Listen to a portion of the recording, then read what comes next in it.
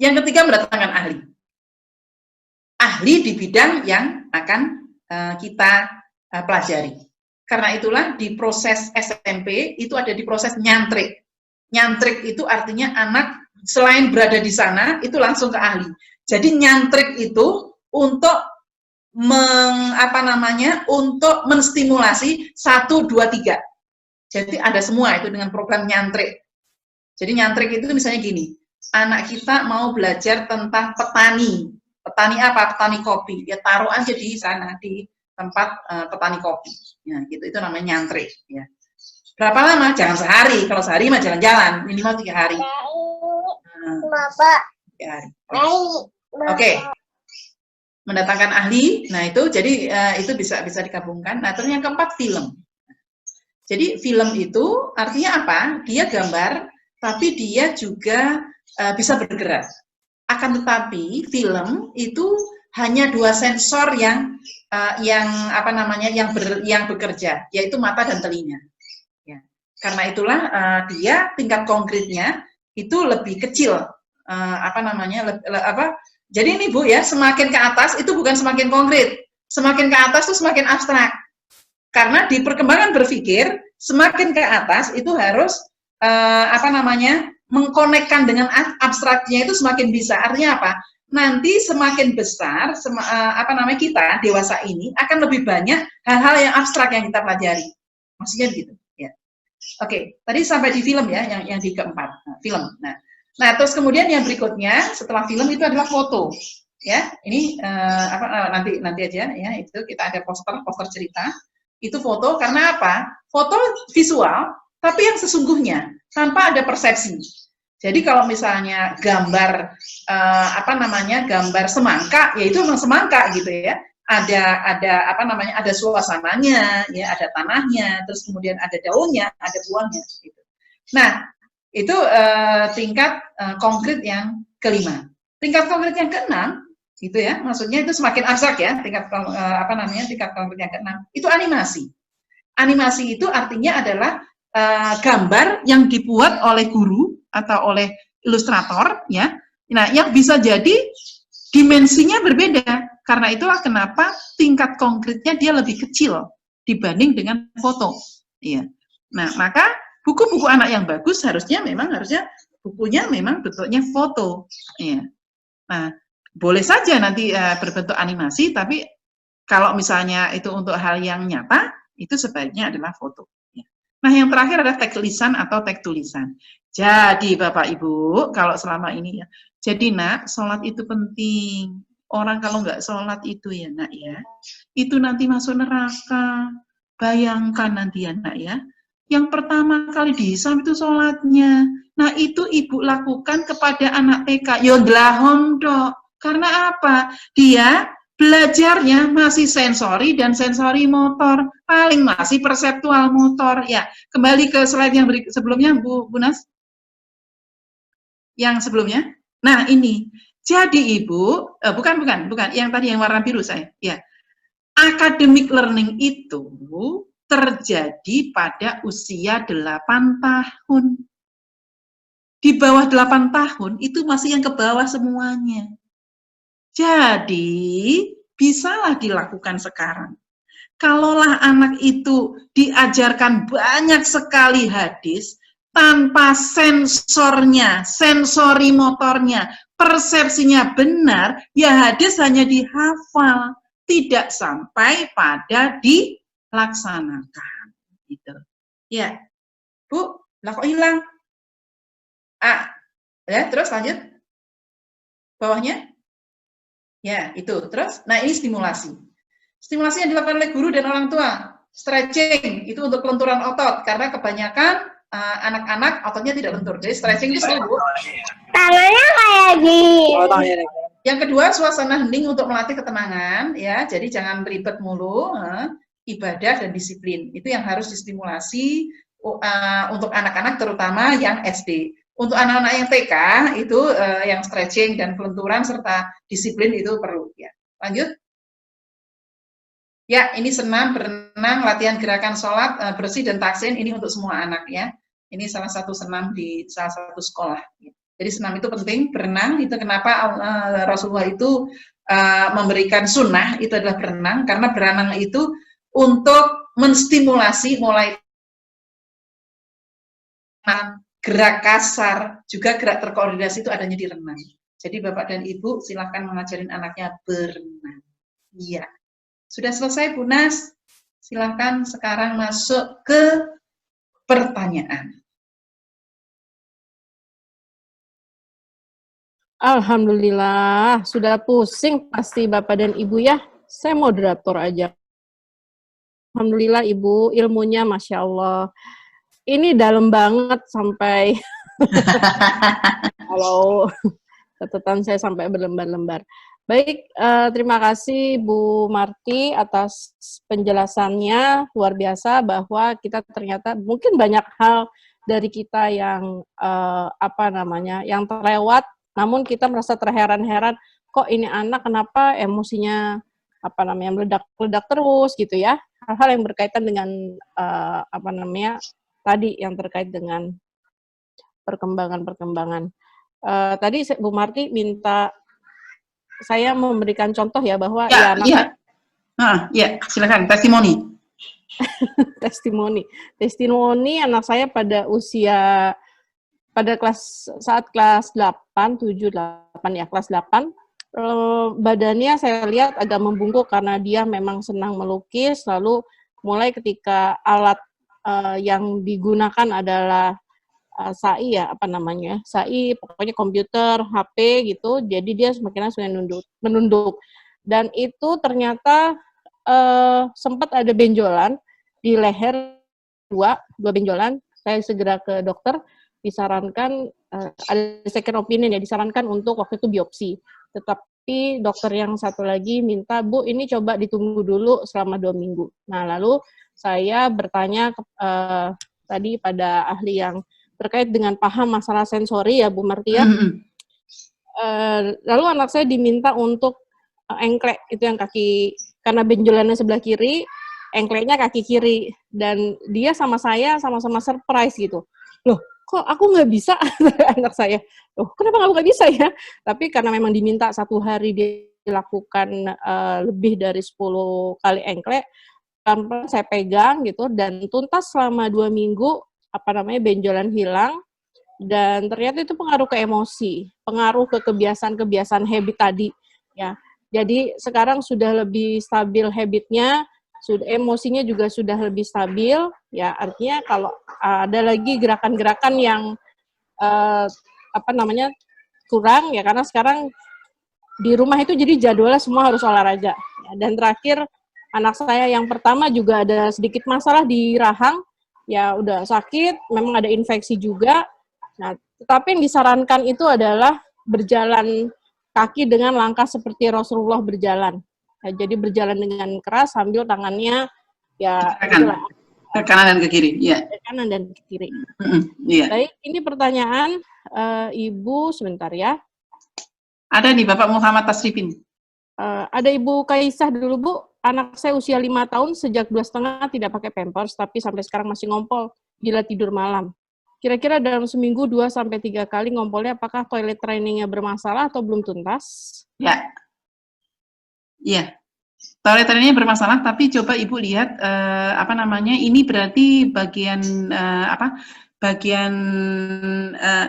ada gerakannya sebenarnya itu Bu, yang untuk kayak kegel gitu loh. Kalau orang dewasa sih enak ya, kita kegel itu selesai. Tapi kalau untuk anak-anak memang diurut ini Bu. Tapi diurut sama orang yang bisa ngurut yang berkaitan dengan ini, karena memang ini adanya adalah di bagian di persendian sekitar bokong itu loh Bu. Gitu. Bu Marti bisa mengurut? Bisa lah. Berarti nanti janjian ya. Rumahnya nggak di Sumatera kan ini? Iya. Ya, mungkin sambil Bapak dan Ibu informasi saja ya. Terus terang saya ini ibu saya, almarhumah ibu saya itu memberikan pesan kepada anak perempuannya. Itu harus bisa masak, harus bisa menjahit, harus bisa macak itu bertandan, dan harus bisa memijat. Terus kemudian saya pernah bertanya kepada ibu saya waktu itu, kenapa sih Bu, kok harus pijat?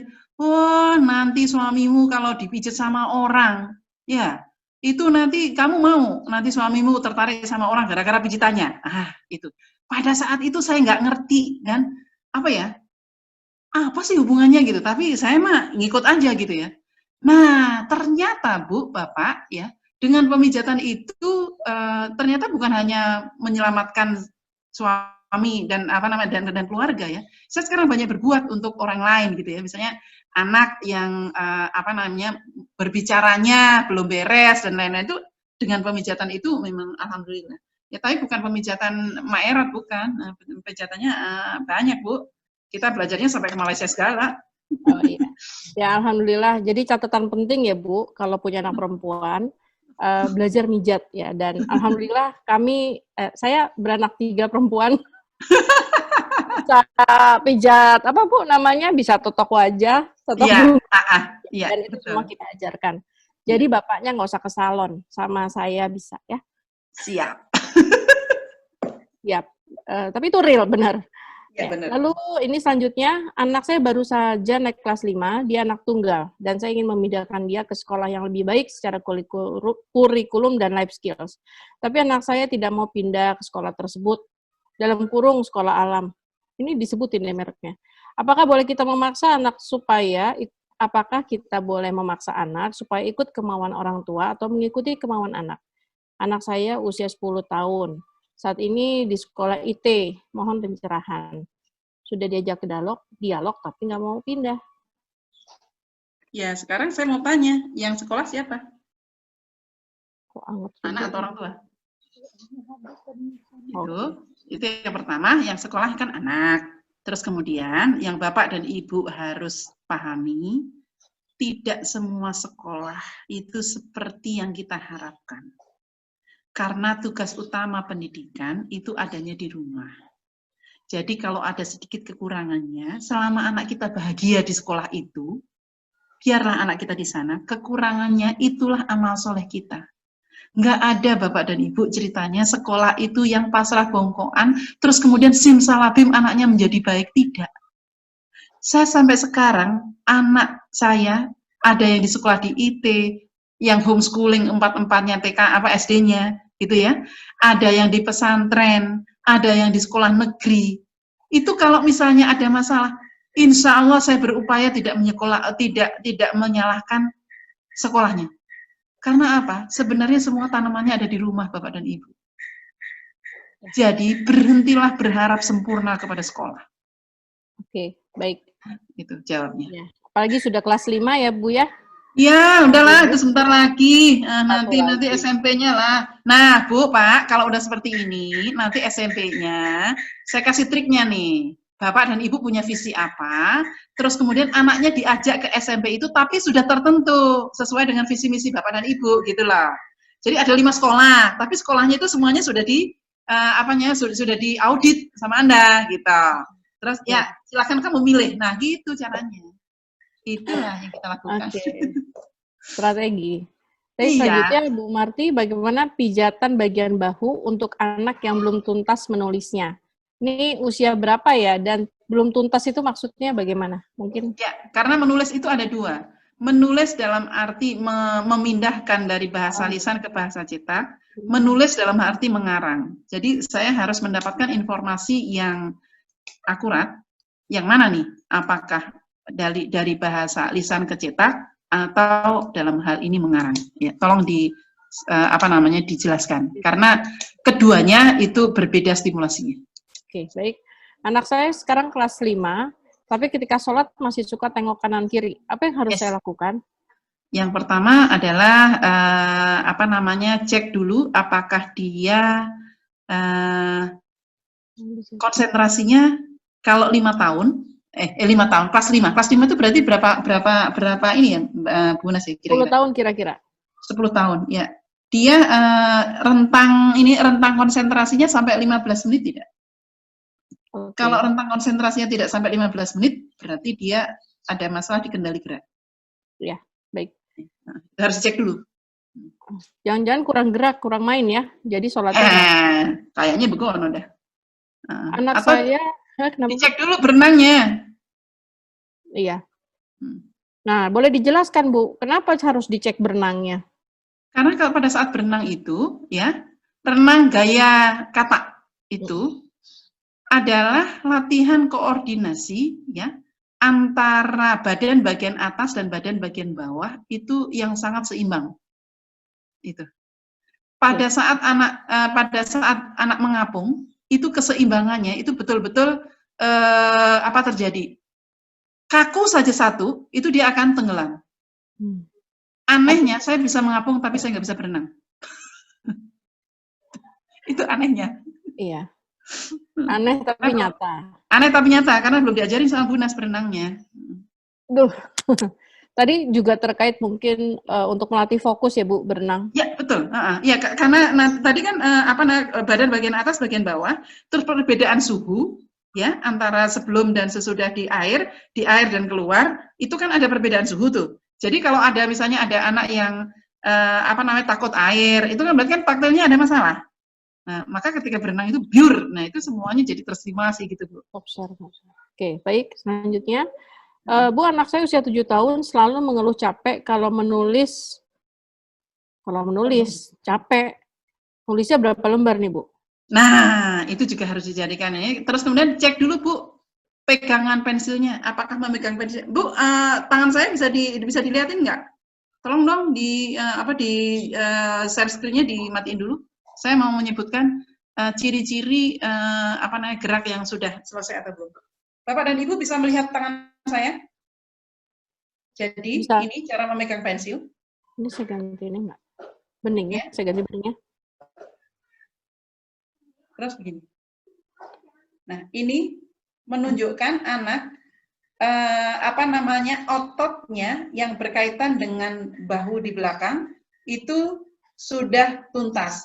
Dan ini ada di pembiasaan juga, Bu. Maka lihatlah cara memegang pensil ini. Kalau anak memegang pensilnya begini, Bu, itu akan lebih capek. Karena apa? Sampai otot sini. Sampai di sini, ya. Dia bekerja. Itulah yang menjadikan kenapa anak itu capek. Nah, untuk bisa memegang ini, Bu, memegang sumpit seperti ini, memegang pensil seperti ini. Bu? Iya, dimulai dari mengambil makanan. Makanya kenapa Rasulullah itu mengambil makanannya 3, Bu. Gitu. Terus mencuci. Gitu. Kegiatan-kegiatan practical life. Nanti ada di modul kita di kegiatan kemandirian. Mengancingkan baju dan lain-lain. Jadi Bapak dan Ibu silakan cek dulu pegangan cara memegang pensil atau pulpennya ya. Dia capeknya itu. Terima kasih. Jadi harus sabar kalau anaknya lagi belajar mengancingkan baju ya Bu ya. Oh iya Bu, itu mah Masya Allah. Saya juga lagi merasakan, saya tungguin gitu ya. Sampai putus kancingnya. Ya lanjut Bu, ini pertanyaan masih banyak banget. Bu, anak saya umur 7,5 tahun berkaitan dengan abstrak. Tadi dia sangat menghayati kalau menonton atau membaca sesuatu seolah-olah nyata. Jadi kalau ada yang menakutkan, jadi takut ngapa-ngapain. Kalau senang benar-benar bahagia. Ya sama kita ya Bu ya. Terus misalnya nonton kartun, setelah selesai pun mengikuti adegan-adegan. Misalnya mau ke tempat tidur, loncat ala Bobo Boy. Kegiatan menonton saya tadi... kegiatan menonton tadi hanya 2 jam. Tapi efeknya bisa ngikutin adegannya seharian. Apakah wajar? Kalau nggak wajar, bagaimana baiknya? Oke, sekarang nonton tadi di level berapa? Level belajar berapa tadi nonton? Nonton di level belajar berapa tadi? Film itu di 4 kan? Iya. Ibu nanya moderator maksudnya buat di ini nih Bu. Nah itu. Ya, film itu kan 4. Nah, jadi dia mendapatkan stimulasi 4, tapi posisinya dia itu masih di bawah kan, masih di sensori motor, perseptual motor. Dia belum di academic learning. Karena academic learning ke atas itu kan usia 8 tahun ke atas. Jadi ini istilahnya itulah yang disebut salah stimulasi Bapak dan Ibu.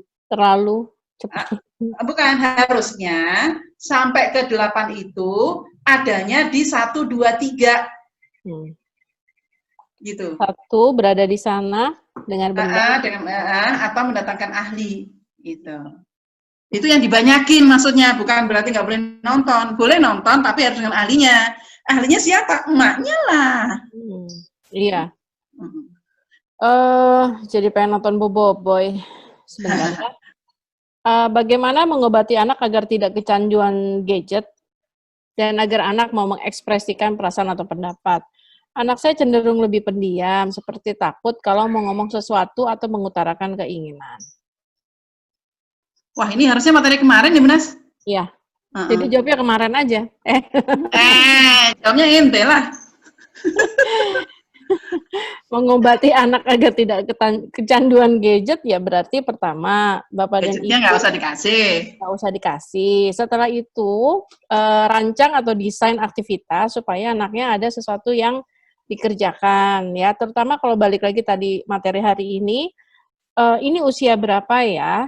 Apakah memang tadi masih ada refleks yang belum ditidurkan berarti itu tuntaskan. Lalu sensor-sensor fokuskan aja ke kegiatan 1 2 3 toh? Iya. Sudah Bu ya terjawab. Kalau anak saya cenderung lebih pendiam seperti takut kalau mau ngomong sesuatu. Ya ibunya nyeremin nggak? Jangan gitu dong.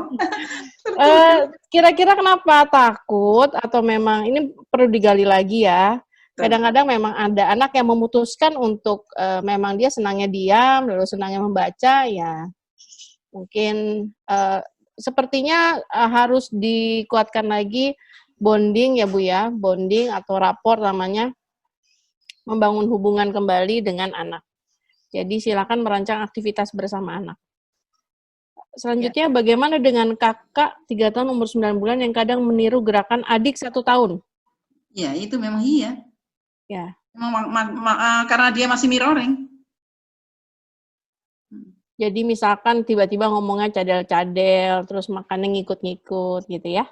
Betul. Nah makanya kenapa orang tua itu perlu menemani, dia harus kita kan ketika kita di rumah, kita ini ahli loh Bapak dan Ibu.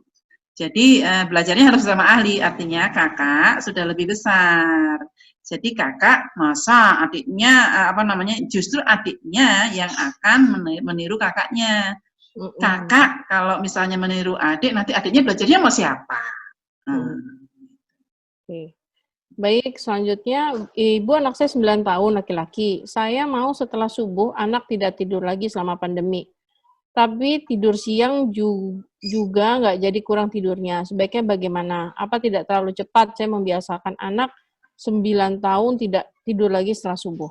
Enggak, tepat itu. Tapi maksudnya tepat. Itu tepat. Jangan kan 9 tahun, dari bayi aja. Dari bayi. Ya.